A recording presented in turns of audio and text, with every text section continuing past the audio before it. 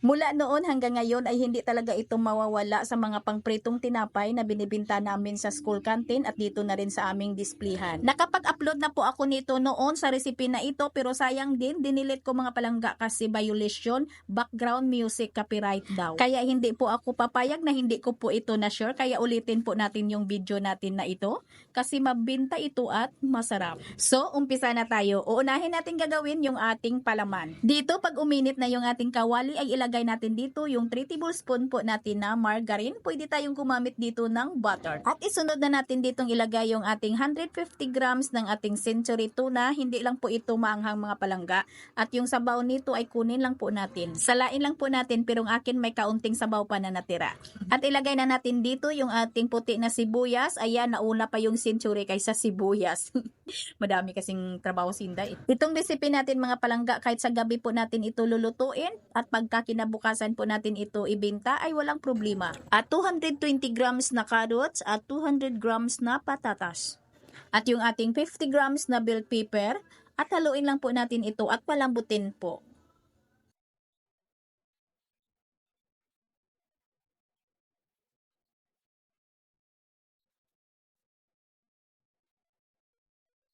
Sa ating pangpalasa dito ay maglagay lang tayo ng 1 teaspoon ng ating rock salt at 1 teaspoon ng ating black pepper.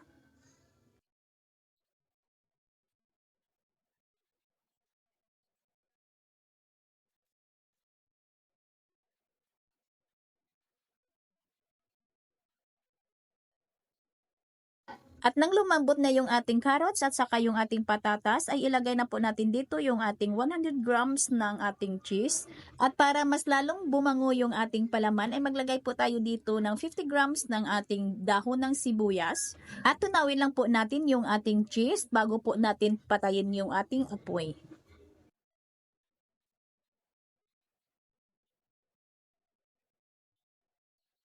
At para pangdagdag sarap po at lalong masarap talaga yung ating palaman ay maglagay po tayo dito ng 1/2 cup na mayonnaise.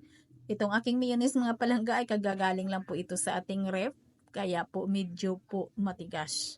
Huwag po ninyong palalampasin ito mga palangga yung ating palaman na ito ha. Kasi ang sarap po nito kahit ipalaman nyo po ito sa inyong mga sandwich ay okay po.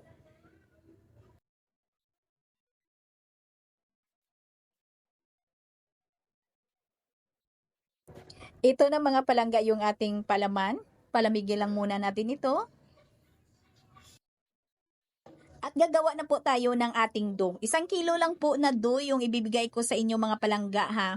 Dito sa ating dough, ito po yung ating mga ingredients. Nasa ating video screen lang. Screenshot nyo lang mga palangga. Pero sana po ay panoorin nyo din yung ating procedure. 5 grams ng bread improver. Kung walang bread improver mga palangga ay okay lang. Huwag nyo na lang pong lagyan. Huwag nyo na lang pong pilitin.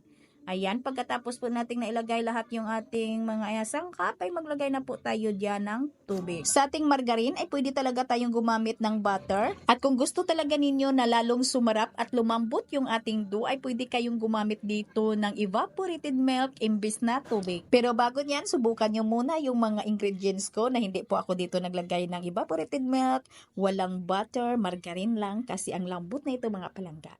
At nang natunaw na po yung aking mga dry ingredients, ay saka na po ako dito naglagay ng ating all-purpose flour. At kung kayo'y nagtitipid, pwede kayong gumamit dito ng first class flour. Madali lang naman itong masahin ng mano-mano mga palangga. Bali pagkatapos nito ay i-rest po ninyo yung inyong dough.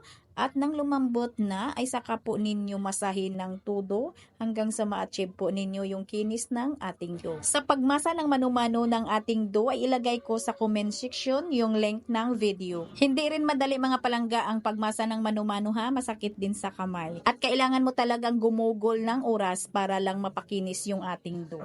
Itong aking dough ha, ay dinaan ko po ito sa aking dough roller at pinutol ko lang ito sa 32 grams. At pagkatapos ko po itong putulin lahat ay ipigura ko lang din ito lahat ng pabilog. At pagkatapos ko po itong napigura ng pabilog ay pahingahin ko lang muna ito ng mga 20 minutes.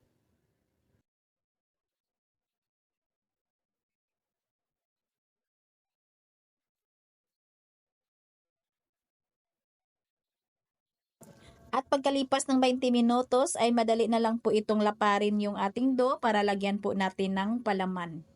at kailangan po ay sirado lang po. Isarado lang po natin itong mabuti para hindi po lumabas yung ating palaman pag nagprito na po tayo.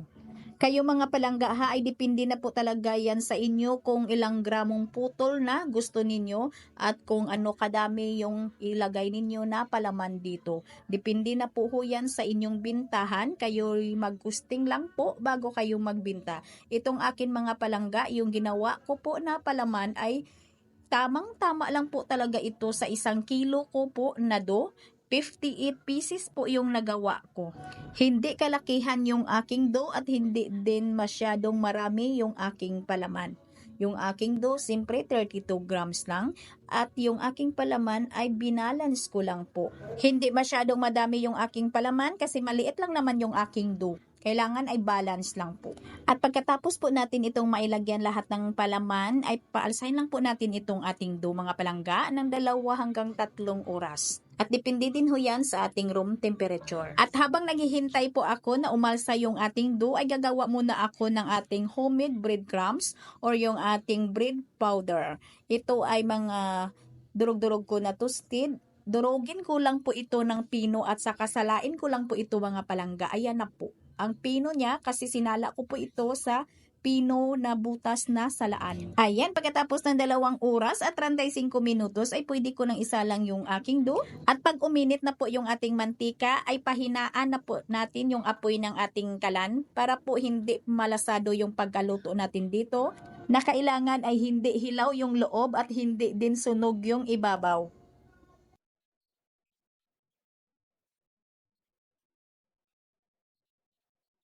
At ang ginawa ko dito mga palangga ay habang mainit pa yung ating donut ay kailangan ay ipalubog na natin dito sa ating breadcrumbs para po dumikit yung ating breadcrumbs sa ating donut.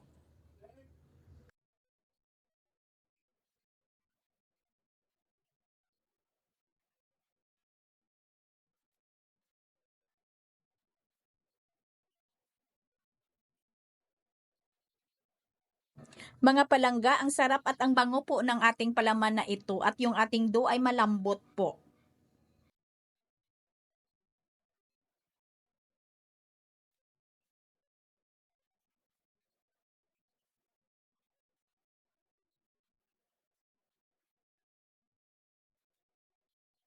Mga palangga, sana po ay matry nyo din yung ating recipe na ito para kumita din kayo kagaya ko. Abangan ninyo mga palangga yung ating recipe na shakoy na pang overnight proofing.